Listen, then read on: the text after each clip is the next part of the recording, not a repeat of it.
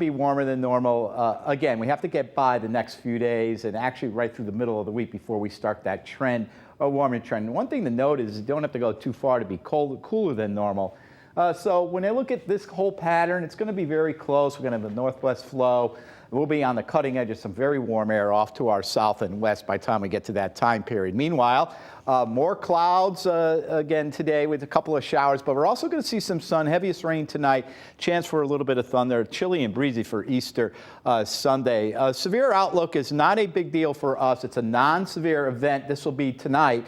Between around 9 and 11 o'clock, where we could have a heavy shower, some gusty winds, maybe even a rumble of thunder, maybe even lightning, and how about a wet snowflake to boot up in northwestern Connecticut as that colder air rushes in. You know, it's still April. We're not talking about big snowstorms, but certainly you can't rule that out. In the 50s this morning, everything is kind of stuck right now.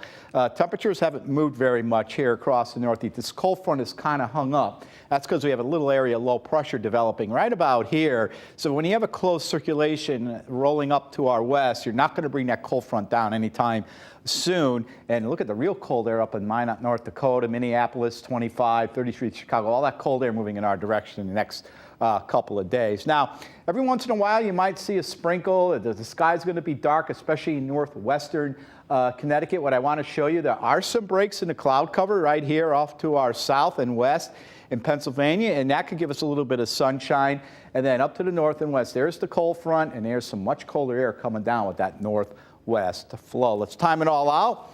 And again, I'm just going to skip right through midday and this afternoon, where most of the time it's going to be cloudy, and then we could break in a little bit of sunshine to the north and west. That's where you can start to get bands of rain moving in.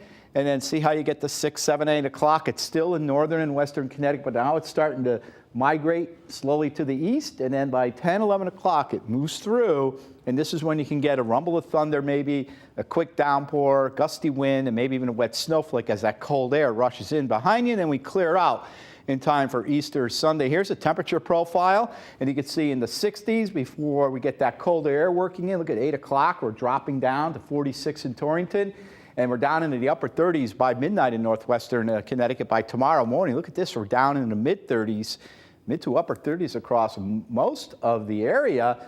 And look at this by tomorrow afternoon, we're only in the 40s all day long with a gusty northwest wind going on. So we're going to stay in the 40s. Now, this is downtown. This is a point forecast for some of our airports. So this is our airport in Hartford.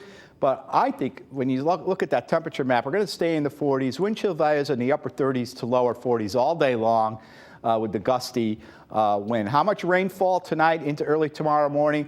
You can always only make out where you see the most rain, more than a ½ inch, where you're getting a couple of bands.